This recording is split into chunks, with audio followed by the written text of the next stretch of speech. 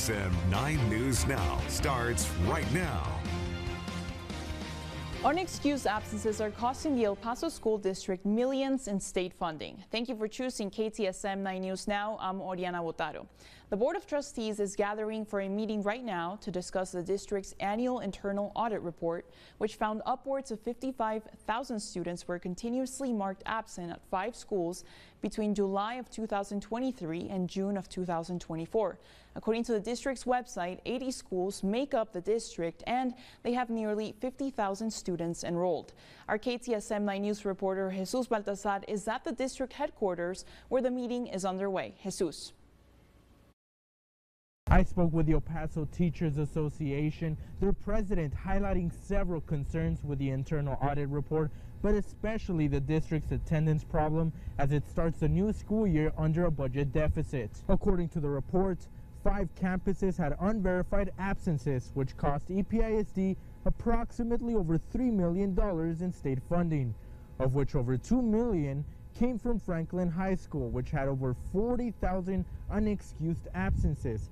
President of the El Paso TA highlighting that the report does not even include all district campuses, and added that systems that were in place to follow up with students and parents about why they're missing class have fallen by the wayside. And a lot of the systems that used to be in place before COVID are not in place anymore. And if they are, there's always, someone is always finding an excuse as to why it can't be done, or no, I don't have time to do it right now. De La Rosa says the district no longer has truancy officers dedicated to doing home visits to try and figure out why students aren't in class, and that teachers and attendance clerks are slammed with many responsibilities that it makes it difficult for them to follow up with parents after they fail to answer calls. Ahead of the school year, El Paso ISD adopted a budget with a multi-million-dollar deficit of over $12 million. And El Paso ISD, like other public school districts in the borderland, how much state funding they received is based on their attendance. Tonight at 10, I'll have what board members had to say regarding the report. Reporting from downtown El Paso, Jesus Baltazar, KTSM 9 News. Jesus, thank you for that report. Let's go ahead and get your first look at the forecast. Our chief meteorologist, Robert Bettis, joins us live now from Charlie Clark Nissan. Robert, it looks like you've been having so much fun there for the past half hour. Oh, Bobby. Yes. A man can dream. Oh, yes. You know what I'm saying right now? I know what you're saying. We're live at Charlie Clark Nissan, right here at I-10 and near Artcraft. These small town spotlights wouldn't happen without Charlie Clark Automotive Group. So tell me a little bit about the power on this thing right here on this car. It's got 400 horsepower, 367 foot-pound of torque. This thing goes 0 to 60 in 4.6 seconds. Speaking of muscles. Hey, let me introduce you to our general sales manager, Demetrius. Oh, okay. Hi. Hi, Demetrius. How are you? I'm pleasure. Nice to meet you. Okay, so basically what you're saying to me is I have no shot of getting hired here at Charlie Clark, please. Okay. Yeah, thank you guys. Thank you so much for having me. All right, we're going to be 103 degrees tomorrow. Thank you, the heat wave appreciate it. begins. We'll be up to 105 by Friday of this week. We cool a little bit for the weekend, and then we hit it again middle of next week. I'm going to have your detailed forecast, a continuing tour live here at Charlie Clark Nissan, all coming up in just a little bit. And all the free popcorn that I'm told that I can eat. Oriana? Thank you, Robert. Let's go ahead and get your look at traffic right now through our TechSought cameras. I-10 and Montecillo are looking clear. No traffic incidents to report at this time. And the same goes for US 54 and Sun Valley 31. Well, El Paso Electric is planning to ask the Texas utility regulators to allow them to raise rates. That's all according to a new filing to the Public Utility Commission. It's unclear at this time when rates would increase or by how much, But this is the first step in the hearing process. According to the documents in the filing, EPE will submit a rate hike application sometime between October and December. And the utility attempted to raise rates back in 2022. That move faced opposition from city leaders and customers. And this is the latest action, comes as many El Pasoans reported seeing higher than expected costs on their power as temperatures reach triple digits. We have reached out to El Paso Electric for more information, and we're waiting to hear back from them at this time. Well, two cousins from the El Paso region pled guilty and were sentenced to prison last month after they both allegedly distributed and received child pornography. According to court documents obtained by KTSM, 23-year-old Ryan Gallardo from Las Cruces and 22-year-old Pillado from El Paso pled guilty to conspiracy to distribute and receive pornography in July. In April of 2023, law enforcement officers searched Pillado's home, where they found several video files of young girls engaging in sexually explicit conduct on his cell phone. Pillado told authorities he got most of the videos from Gallardo, and Gallardo was sentenced to 20 years in prison along with 25 years of supervision. Pillado was sentenced to 17.5 years in prison along with 20 years of supervision. Now, the State Fair of Texas is facing criticism from top leaders following their decision to prohibit firearms. The fair says they aim to keep everyone safe, especially in light of the shooting that injured 3 people at last year's fair. But Attorney General Ken Paxton is threatening to take Dallas to court if they don't force the fair to reverse the policy. The fair has allowed people with concealed carry licenses to bring handguns in the past. The change has led a majority of Texas Republicans to demand a reversal, while gun safety advocates praise the change. Big Tex is supposed to be a celebration of Texas. Well, you know, it's not a celebration of Texas when you're prohibiting people from exercising their Second Amendment constitutional right. And this is people's ability, law-abiding citizens' ability to defend themselves. We need to pass common sense gun laws because the real threat to safety is an abundance of unregulated firearms in public. We need to prioritize the safety of people. And it looks like the state fair took that into consideration with this decision. The fair has so far stood by their decision and says they will have 200 officers and safety team members to keep the peace this October. Now, it's not only back to school season, but soon football season will be underway, and many students have already started practicing. We spoke to a local orthopedic surgeon who says this is a very busy time of the year for him, as injuries are inevitable part of the game. And he tells us more on this. There's a lot of contact and non-contact injuries. So with contact injuries, you get a lot of fractures. And then with non-contact, you get a lot of knee injuries like ACL tears, meniscus tears. It's kind of hard to prevent that. You can't help when you get hit a certain way or turn a certain way you're trying to juke or shake somebody, but we deal with it. Doctors say some of the best ways to avoid injuries is proper stretching and training before practicing or playing, as well as learning the proper fundamentals of the game. Now, today's report shows price hikes slowed in July to its lowest post-pandemic level. Now, it's a sign that high inflation that families have been dealing with is finally letting up.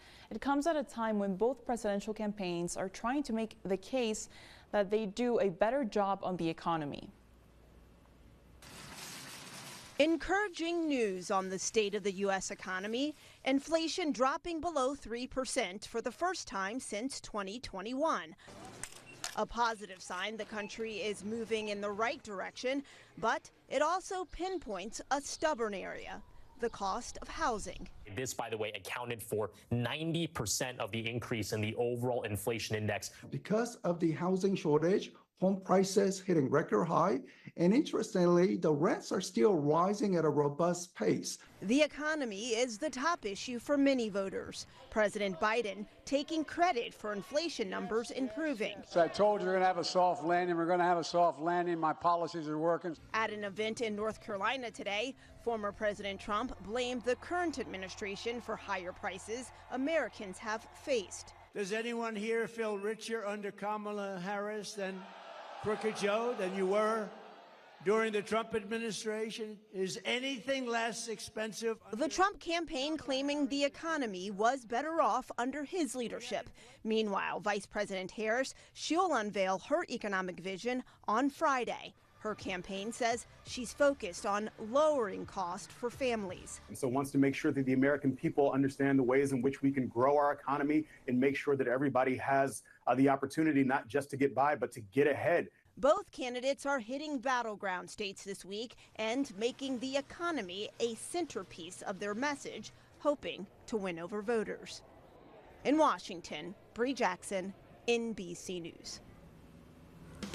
Our preview to Small Town Spotlight continues, and coming up, we show you more of La Rodadora and the different exhibits that are part of Mexico's second largest interactive museum. Thanks for watching KTSM 9 News Now, putting local first. Robert Bettis, the Borderlands' only certified broadcast meteorologist. Ah, La Rodadora, the Tumbleweed Children's Museum of Juárez. Ladies, where are you? Wait, Roberto, you forgot the traffic sign. There's a stop. Oh no, ladies, stop. I'm gonna get pulled over. La policía, la policía. Yeah, make sure you alto. Okay, so what are they learning in this wonderful exhibit? Okay, this exhibit is teaching kids safety, driving, and the traffic signs, okay? I love it. Well, in addition to the traffic safety, there's a sensory area. Yes, they're for small kids. 0 to 5 years are allowed in here. And we have various games they can play, like with their family. They can allow the parents of the kids so they can make connections. Yeah. Live at Charlie Clark Nissan in the automotive department. Of course, Nana's guarantee is pretty darn good. Oil changes for life. That's right. This one, they're looking at it. Oh, I think I found what it is, right? Right there. Yeah. There it is. Robert, you're a genius. Thank you so much for having me. That's right. All right, let's talk heat, shall we, Bobby? Yes, sir. All right. 103, the high temperature for tomorrow. We can expect it to be even hotter on Friday with a high of 105 degrees. Now, those temperatures come down for the weekend. I'm putting in a very slight chance of isolated storms on both tomorrow and Friday, but the chance is really not good as we've really dried out and stabilized. As we move past Friday, we really don't have a chance of thunderstorms at all. A big dome of high pressure is setting up over the southwest, and it's going to mean extreme heat potential, especially as we cruise in toward the middle of the week, where Wednesday we could be as hot as 105. Thursday is looking as though it is the hottest day with 106 before temperatures finally start to come back down. This is the monsoon. Unfortunately, so far this year, it seems to be one great big non-soon because we need a lot more rain. Now, joining me now is the marketing director of Charlie Clark Nissan, Martin Rocha. Hey, how are you? If anyone put his signature on the small town spotlights, it was Charlie.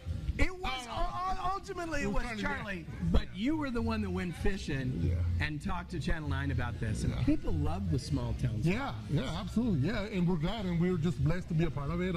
We want to thank you guys for the partnership because I believe it's been a really cool ride and a really good opportunity to showcase all the cool areas that we have in El Paso that maybe a lot of people didn't know. Right. All the little towns, all the little organizations, even the police department, the fire department, they don't get any great spotlight of good news. No, they don't. Speaking of a spotlight of good news, I haven't seen one of these in a while. I have one at home, but I don't use it very often. Well, when this is banged, what does that mean? Well, it means, first of all, celebration because someone just bought a vehicle from us. So we do a really, really cool celebration and dance and an orale. We actually call it an orale time. So you might just be able to see a demonstration of this at 6? Yeah, absolutely. Stay tuned because we're going to show you exactly how we do an orale time here. Thank you, Martin. Absolutely. You stay with KTSM 9 News. We'll be right back. This is the season finale of our Small Town Spotlight series, and today we're featuring our sister city across the border, Ciudad Juárez. Let's go ahead and send things over to Andy Morgan and Monica Cortez for a preview. Hey there, guys. Hey, Oriana. Yeah, that's right. So we are at our last stop here for this Small Town Spotlight series. This is the Consulate General of Mexico in El Paso. We're super excited to be here. Yeah, super excited. We're going to give you the history all behind the consulate. Really excited to learn more about that. Another thing, of course, when we're talking about our sister city in Ciudad, Juárez, we're talking about some of the favorite stops that people like to go, like Nueva Central, as well as the Kentucky Club. That's always a popular stop. So we're going to be highlighting all of that in our 6 o'clock hour. Absolutely, and we kick off this series with a really cool museum. It's called La Rodadora. It means tumbleweed in English, and it's so interactive. We can't wait to show it to you. Check it out. So this is La Rodadora Espacio Interactivo. We opened our doors back in 2013 on August the 8th, so we're almost 11 years old. What you will see inside the museum, it's the second largest museum, interactive museum in Mexico. And what you will see, it's all hands-on activities and exhibitions. Our newest addition is actually the screen behind me. We're sharing this exhibit along with La Nube, the new museum in El Paso, and it's a donation from Flow Networks actually. And we can interact with the people in El Paso. And then we have around 100 exhibitions inside the museum. We have all the dinosaurs.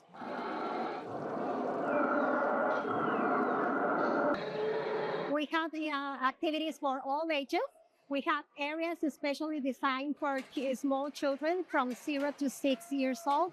And then the rest of the activities are for all the families, no matter the age. Every time you come, there's going to be something different, either a workshop, either an activity, or maybe just a 3D cinema title. It will be a new one. But you can find always something new, something different, and maybe something that you didn't see on your last visitors.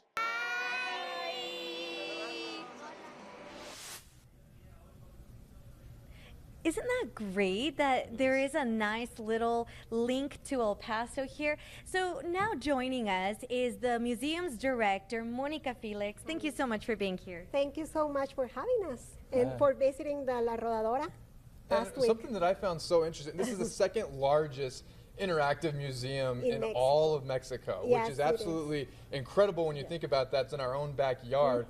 I guess, what are some things that children and I guess like everyone can learn from some of these exhibits? We actually have all our content is based on the STEM subjects, science, technology, engineering, and mathematics, but also we have art and culture. We have concerts, we have theater, we have a library inside of the museum, and also we have a lot of dinosaurs. Yeah.